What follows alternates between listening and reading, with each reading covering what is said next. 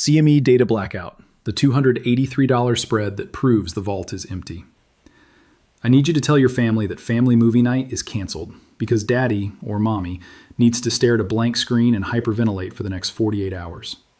I need you to understand that while you were sleeping, while you were thinking about football or what you're going to have for brunch tomorrow, the financial infrastructure of the Western world just flickered. It didn't go out. It didn't explode. It flickered. And in the world of high-frequency trading, a flicker is worse than an explosion. An explosion you can see. A flicker makes you question your sanity. Ladies and gentlemen, Asian guy here. It is Saturday, January 31st, 2026.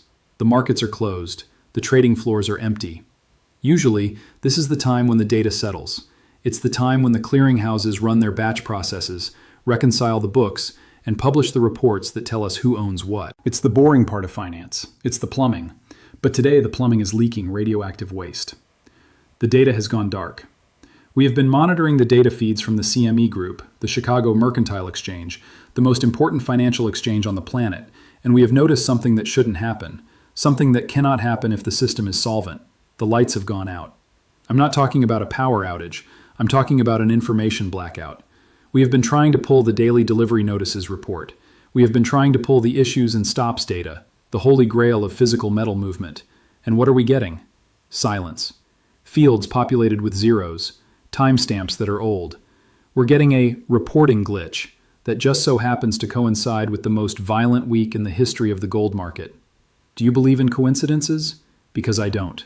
I believe in crime. And what we are looking at is the digital fingerprint of the biggest bank heist in history. What's actually missing? Let me explain exactly what is missing, because unless you are a forensic accountant, you might miss the significance of this. Every day, the CME publishes two sets of numbers. Number one, volume. This tells us how many contracts were traded. I bought, you sold. Simple. Number two, issues and stops. This tells us how many of those contracts actually resulted in physical delivery. I bought and I demanded the gold bar.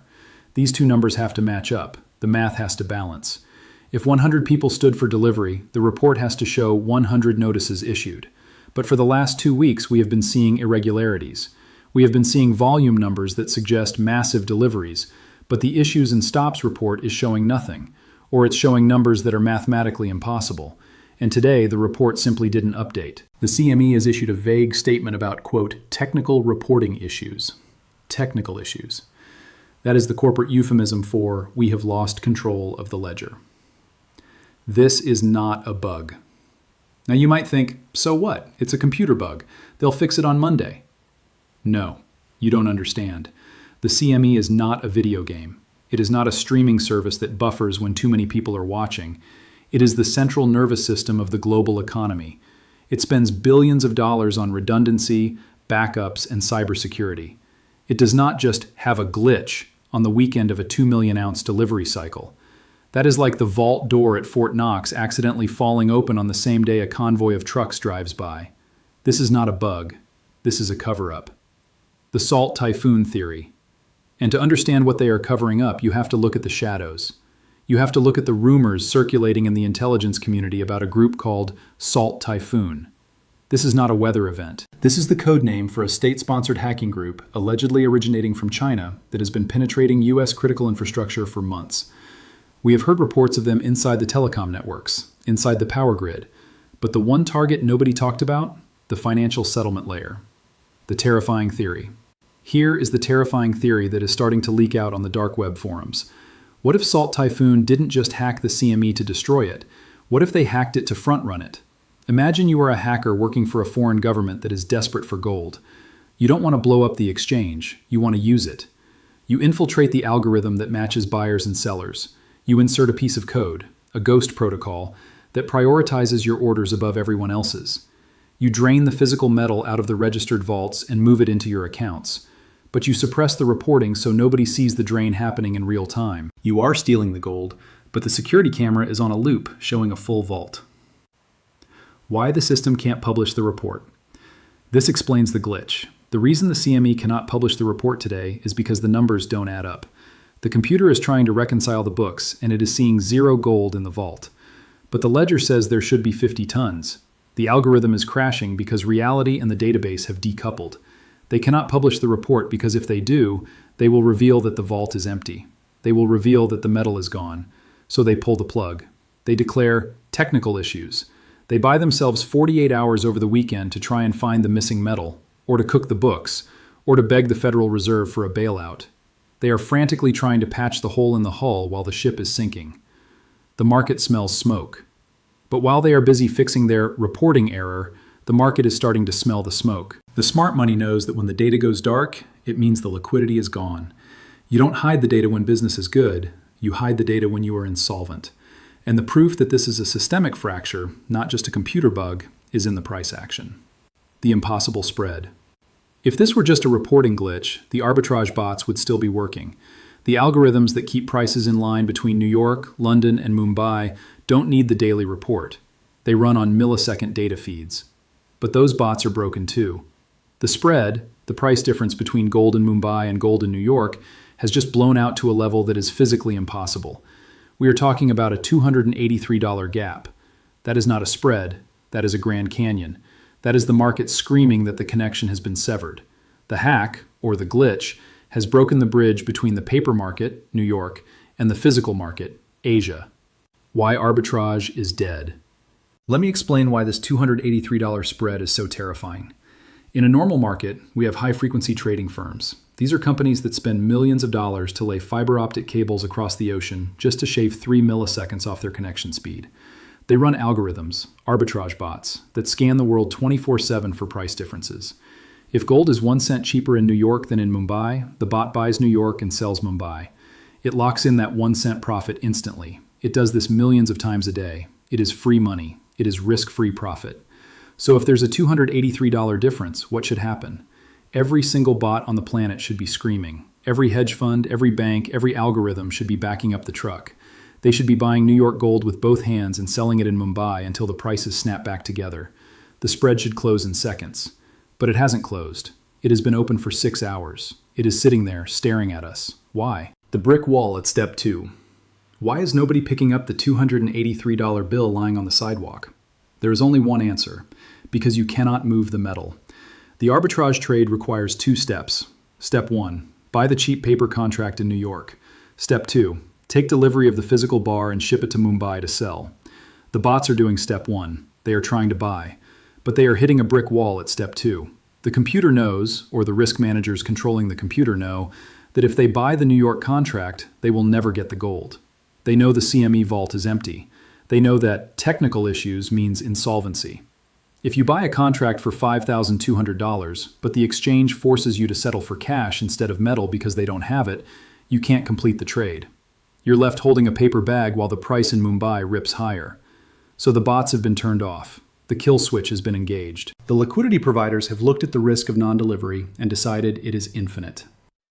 When arbitrage dies, the global market dies. This means that arbitrage is dead, and when arbitrage dies, the global market dies. We no longer have a global price of gold. We have a New York price, which is fake, and a Mumbai price, which is real. The US market has become an island of irrelevance. It is like a store that advertises televisions for $10, but when you walk in, the shelves are empty. Sure, the price is low, but you can't buy anything. The price is a ghost. And it isn't just gold. Look at silver. The spread between the London spot market and the physical market in Hong Kong has blown out to $13. $13. That is more than 10% of the price. Usually the spread is 10 cents. This tells us that the metal is trapped. It tells us that silver in Hong Kong is being hoarded behind a wall. It cannot leave. The systemic seizure. If you have silver in London, you can't get it to Hong Kong fast enough. And if you have silver in Hong Kong, you aren't selling it to London because you know the London price is too low. The flow has stopped. The velocity of money has hit zero. This is the signal of a systemic seizure. It is the financial equivalent of a heart attack. The blood, liquidity, is not pumping to the extremities, the exchanges. And when the blood stops pumping, the tissue starts to die. We are watching the death of the paper pricing mechanism in real time. The $283 gap is the insolvency premium.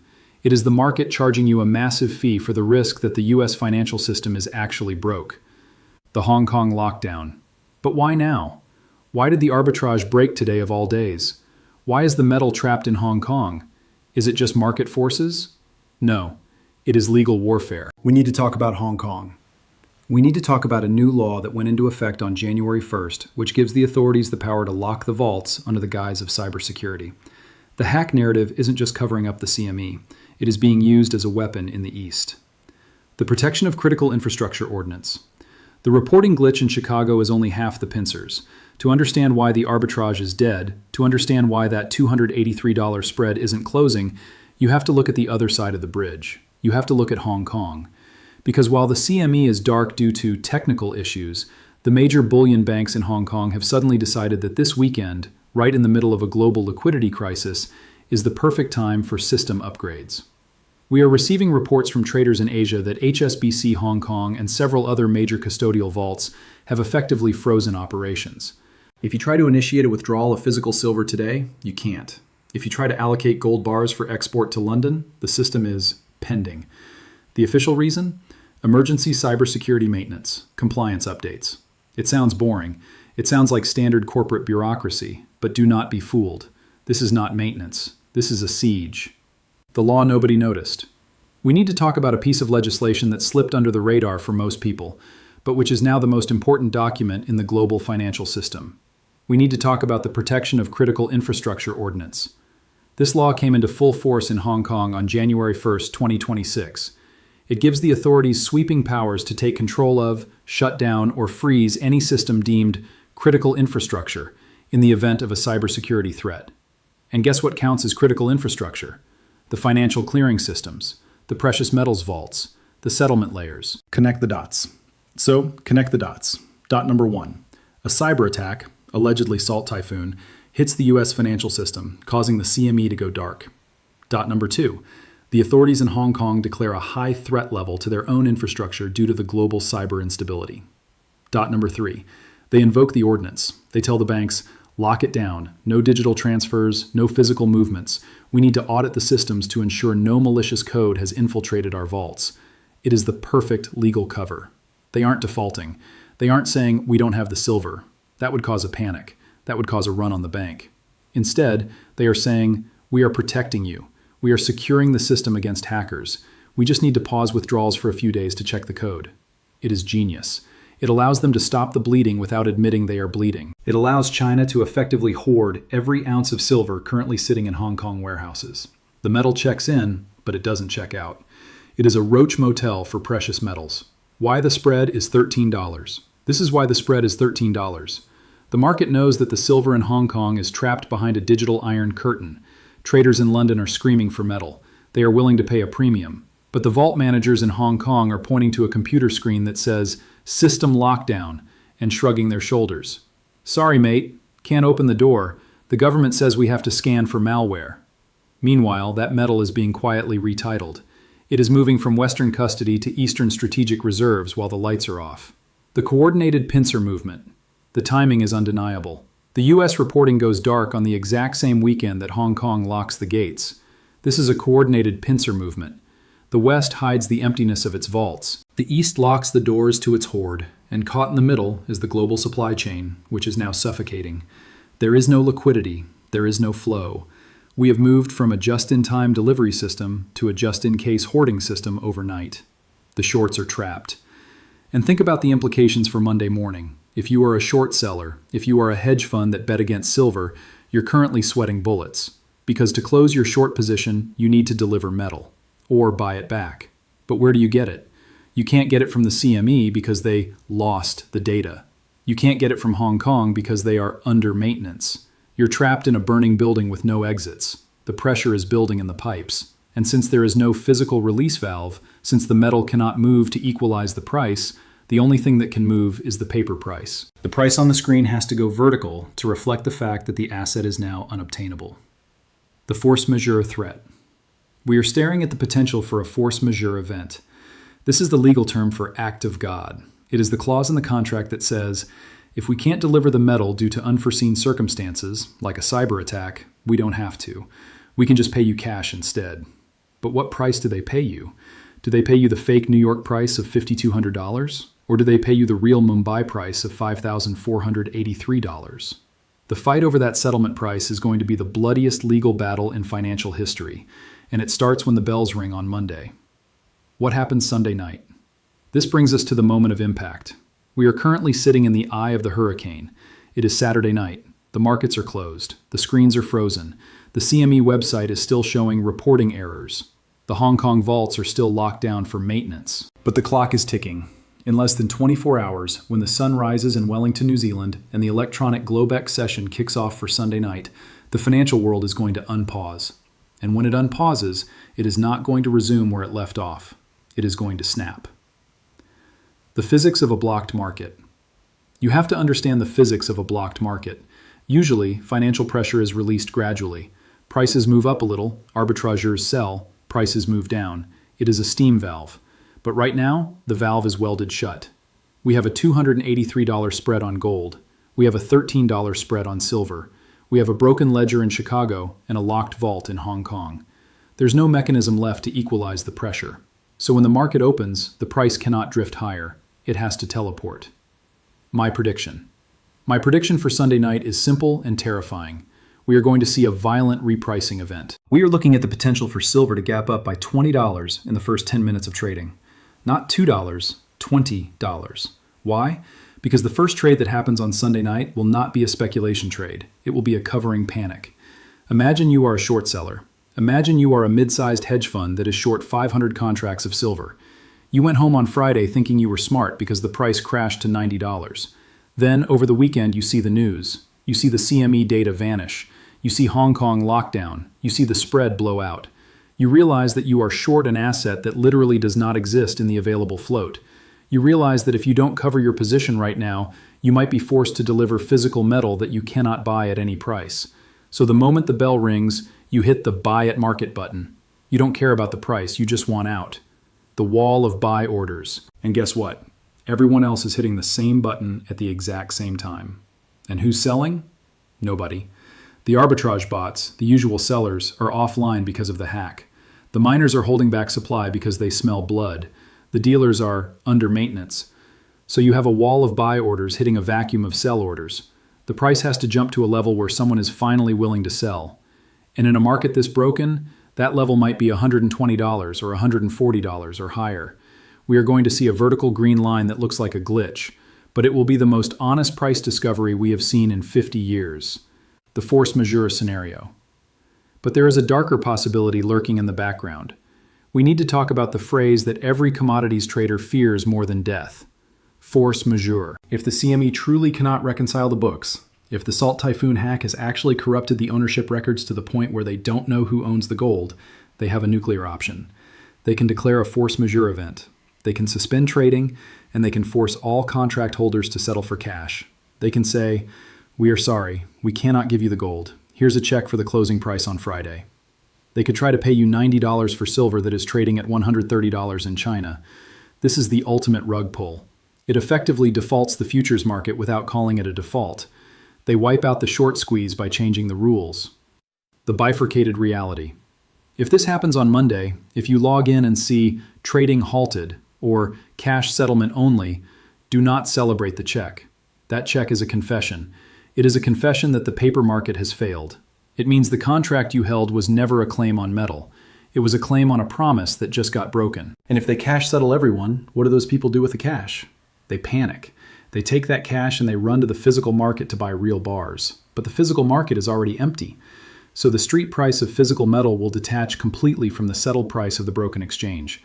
We could see a world where the CME price is frozen at $90, but you can't buy a real ounce of silver for less than $200. A bifurcated reality. The inevitable result.